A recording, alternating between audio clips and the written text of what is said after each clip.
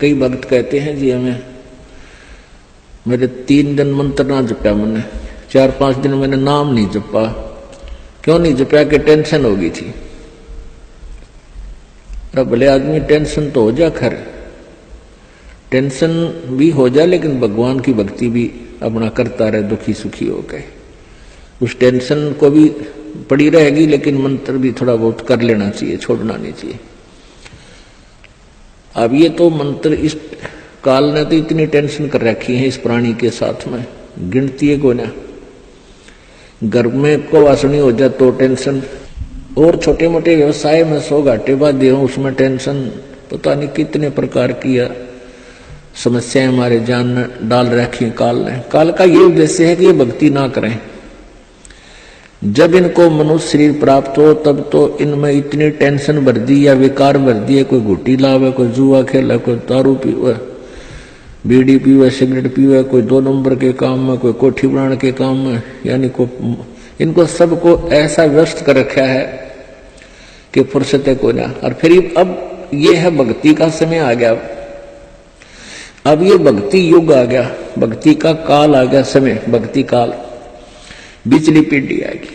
और इसमें काल ने कथित पूरा अंगा ला दिया। ऐसे ये टेक्निकल जो ना ऐसे बना दिए इलेक्ट्रॉनिक इंस्ट्रूमेंट, जैसे mobile phone, TV, satellite, internet, कि ये जीव जब भी आंख खुले रात में या तो मोबाइल में बकवास देख ले, या सामने टीवी रिमोट से ऑन, उठ कर ना जाना, रजाई में पड़ा पड़ा ऑन कर ले, उसमें नाचने गाने बकवास सुन ले। यानी भक्ति से कोसों दूर रहे ये प्राणी। अब इसने कितना कुछ, अभी 20-30 वर्ष से आप देख रहे हो कितना कुछ ये साइंस ने तरक्की कर दी, या काल गिवन है, इस काल ने दे रखी है। और परमात्मा ने भी ये समय इसीलिए चुना था कि अब ये जो साइंस के इंस्ट्रूमेंट हैं ये हमारा काम आएंगे। एक जगह बैठे और लाखों करोड़ों जगह टीवी में परमात्मा की महिमा को घर बैठे सुन सका करोगे। हम इनमें बकवास क्यों देखेंगे? हम भगवान देखेंगे, परमात्मा की चर्चा सुना करेंगे, तो हम इसका सदुपयोग करेंगे। तो पुण्यात्मा ये परमेश्वर कहते हैं, जिन हर जैसा सुमरिया और ताको तैसा लाभ, ओसा प्यास न भाग ही जब लग दसैनी आब। जिन्होंने जैसी भी भगवान की भक्ति की है उनको उतना ही लाभ अवश्य मिलेगा। और ओस पीने से प्यास नहीं बुझती, ओस चाटने से प्यास नहीं बुझती। प्यास बुझेगी गट गट गिलास पीने पानी के गिलास पिया जब प्यास बुझेगी। तो हम पहले क्या करते थे, दान धर्म कितना करते थे, 2 रुपये चढ़ा दिए को 5 मुश्किल थे, 10 चढ़ा दिए तो बड़े खुश होया करते थे। या 100 रुपये का प्रसाद बांट दिया हनुमान जी के मंगलवार ने, तो ये हमारी पूजाएं थी। तो ये तो हम ओस चाट रहे थे। और अब आप देख रहे हो पाठ के पाठ करवाए जा रहे हैं, भगवान के हवन के लिए जोत के पैसे, जो जोत का घी दान किया जा रहा है, ये गिलास के गिलास पिए जा रहे हैं और इनसे प्यास बुझेगी। कोई पाठ करवा रहा है, कोई वैसे गुप्त दान, खूब वैसे दान दे रहे हैं, तो ये गिलास के गिलास पानी के पिए जा रहे हैं, इनसे प्यास बुझेगी, इनसे आपको पूर्ण लाभ होगा। और सतभक्ति मंत्र करेंगे, आजीवन मर्यादा रहेगी। अब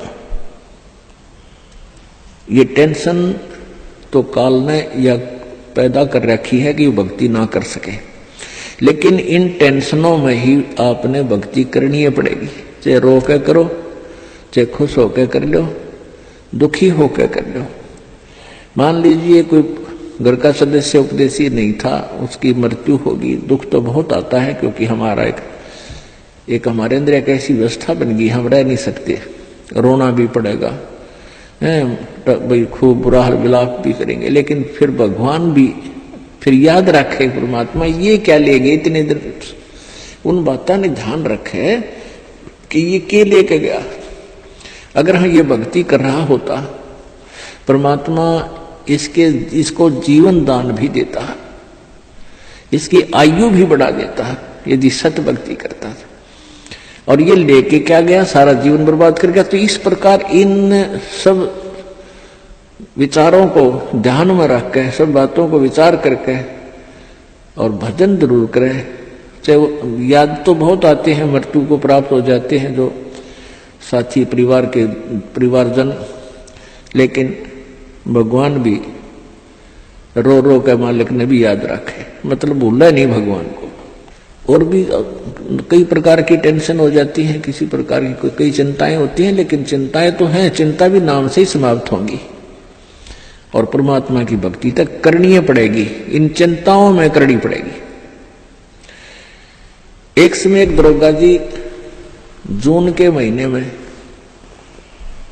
यानी गर्मी के मौसम में घोड़ी पर सवार होकर जा रहा था किसी दूसरे गांव में। रास्ते में किसान ने रहट जोड़ रखा था, रहट, हरहट। वो रहट क्या होता था कि उसमें एक पुली होती थी लोहे की, उस पुली के ऊपर के ऐसे एक चैन डाल दी जाती थी और उसको कोल्लू की तरह, एक कोल्लू आपने देखे हो हाथ के बैलों वाले कोल्लू, उस तरह कोल्लू की तरह बहल से चलाया जाता था और वो रहट का व्हील घूमता था वह पुड़ी, और उसके ऊपर चैन लगी होती थी। नीचे एक कुआं होता था, वो चैन इतनी लंबी होती थी कि कुएं के जल को छूती थी नीचे तक, और उसका बाल्टियां वेल्ड कर दी जाती थी चैन के ऊपर। और वो बैल से बैलों को चलाया घुमाया जाता था कोल्लू की तरह, तो वो व्हील घूमता था, वो पुड़ी घूमती थी, वह चैन साथ में घूमती थी और नीचे से पानी आकर के खेतों में डलता था और खाली बाल्टियां वापस चली जाती थी और भरी बाल्टियां चैन के साथ ऊपर आती थी, ऐसे चलती थी। तब वो पानी खेतों में सिंचाई के काम आता था। तो किसान की घोड़ी को प्यास लगी, किसान को भी प्यास लगी। उसने देखा कि सामने रहट चल रहा है और पानी पीवेंगे, घोड़ी को भी पिलाएंगे। अब जो ही उस घोड़ी को निकट लाया वो दरोगा यानी वैसे तो रहट के अंदर से आवाज आया करती थी, वैसे जुगाड़ होया करते थे। वो व्हील व्याल चढ़ा रखे थे, वो चर चू करके वह काफी जोर की आवाज आती थी उससे। वह घोड़ी उस चरचू ने सुनकर, चींचू ने सुनकर और वह फड़क गई, एक किला दूर जाके डटी। दरोगा जी गुस्से में हो गए, करे किसान या चू चू बंद कर दे भाई, ची चू बंद कर दे, मेरी घोड़ी डर रही है, मैंने पानी पीना और पिलाना है। अब किसान ने वो बैल रोक दिए, जो बैल चल रहे थे, कोल्लू को सा फिरा रहे थे, उसने वो चलने से आवाज आ रही थी, पानी भी आ रहा था। तो किसान ने वह बैल रोक दिया, तो पानी आना, जल आना भी बंद हो गया और आगे जल सीधा खेत में जा रहा था। खेत में जल साथ साथ वह जमीन प्यासी थी, पी रही थी।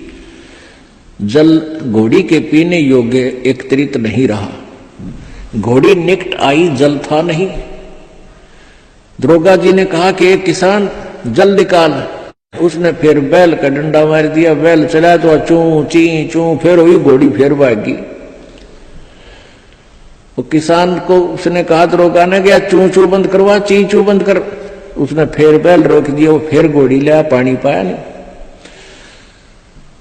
तब वो किसान बोला, दरोगा जी इस ची चू में पी गए तो पी गए ना, दोनों मरोगे तुम। तो ये ची चू में ही पीना पड़ेगा ये जल, राम नाम का भाई।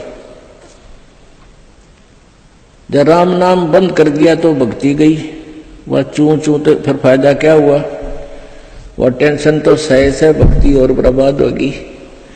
तो इस ची चू में पानी पीना पड़ेगा, जल पीना पड़ेगा भाई, हिम्मत रखो और एक दिन परमात्मा ऐसी कृपा करेगा या ची चू भी बंद हो जाएगी, क्योंकि परमात्मा के नाम से सब दुख दूर होते हैं। कबीर 5 पहर धन दे गया और 3 पहर रया सोए। 1 पैर हरि ना भजा फिर मुक्ति कहां से होए। 8 पहर 24 घंटे को 8 पहर में, पहले 8 पहर होती थी 24 घंटे की। अब परमात्मा कहते हैं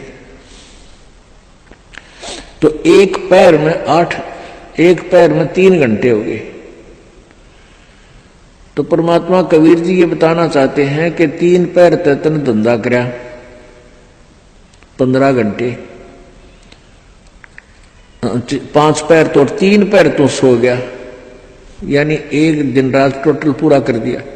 और 1 पैर हरि ना बजा, 3 घंटे भी भगवान को नहीं दिए तूने। 5 पैर धन दे गया, 3 पैर रया सोए।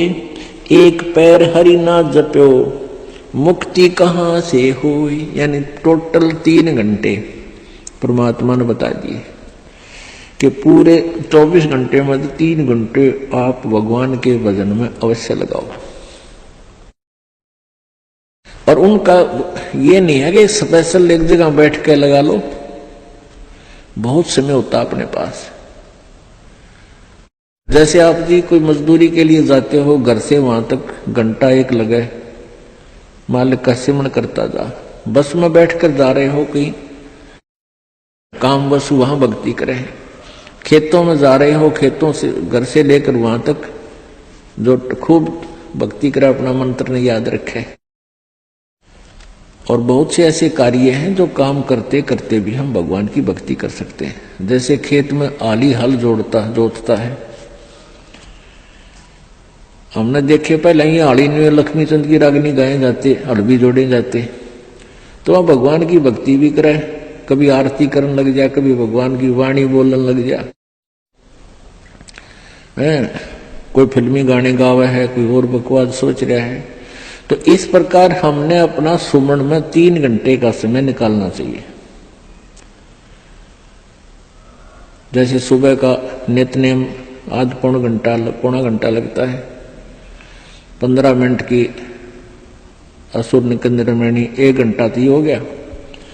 आज 35 मिनट की आरती होती है, 1.5 घंटा, बाकी 1.5 घंटा आपका सिमरन भी हो जाए ना।